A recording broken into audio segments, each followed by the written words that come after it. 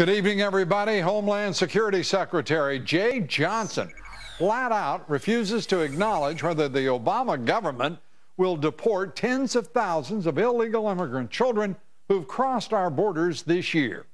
And a stunning new report straight from the government itself proves once again that the Obama administration has tried to deceive the public about the number of deportations on the president's watch. Here's Homeland Security Secretary Jeh Johnson doing his absolute best to avoid answering a direct question on what will happen to the children who've entered our country illegally. Are they going to be deported or not? There is a deportation proceeding that is commenced against illegal migrants, including children.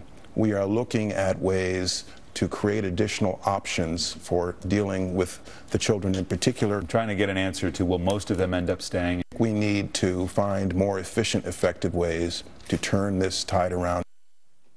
Johnson went on to claim that the Obama administration has already, quote, stemmed the tide.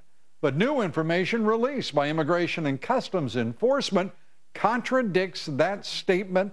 The statement is simply false.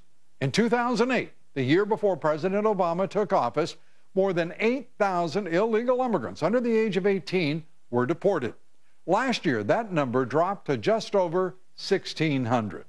And a statement from White House Press Secretary Josh Earnest today may reveal the true intent of the Obama administration in this so-called humanitarian crisis.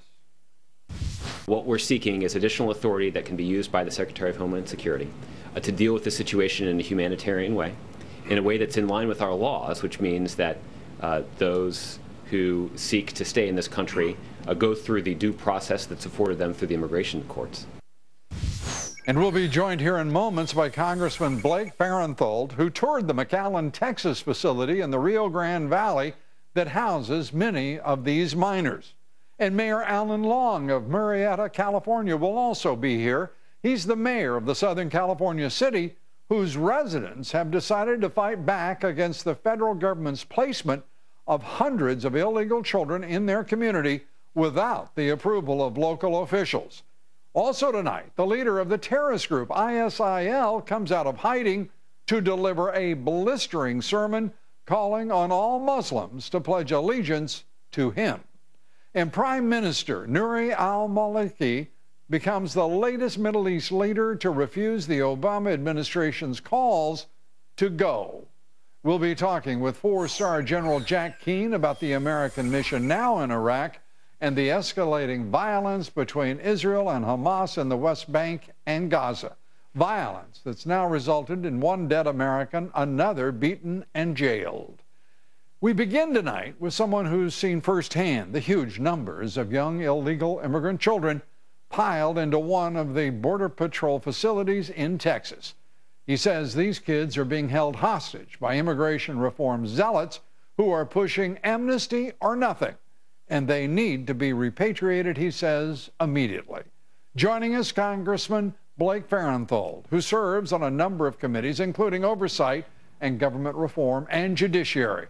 Congressman, good to have you with us.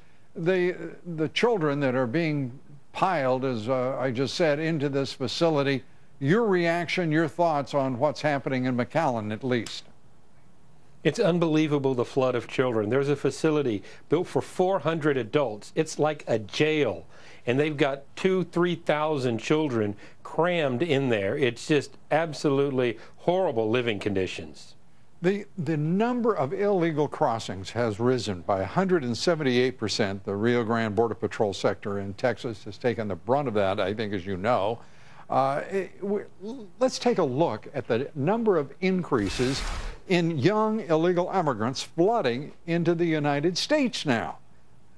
Rio Grande up as 178%, as I said. Laredo, 13%. Del Rio, 79%. Big Bend, up 59%. In El Paso, 33% higher.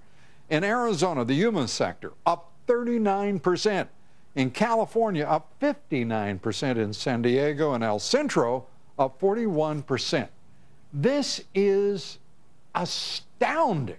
No one in this administration, so they claim, was aware of what was going on. Congress, unaware. How could this be orchestrated? And when I say orchestrated, I'm not going to say necessarily that this administration orchestrated it, but the reality is someone is behind all of this, and is Congress going to find out who?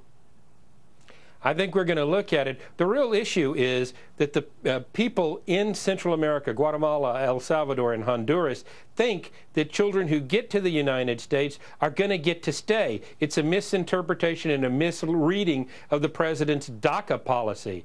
But here's the problem. Once they get here, they ask for asylum, claim a credible fear of violence when they go home, and they're stuck in our immigration courts for years. It's been taking 3 years to deal with a couple of thousand. Now that we have 60,000, God knows how long it's going to take to work them through the system if we don't get some more judges to handle this, and if we don't change the law to treat Central Americans the way we do children from Mexico and deport them promptly.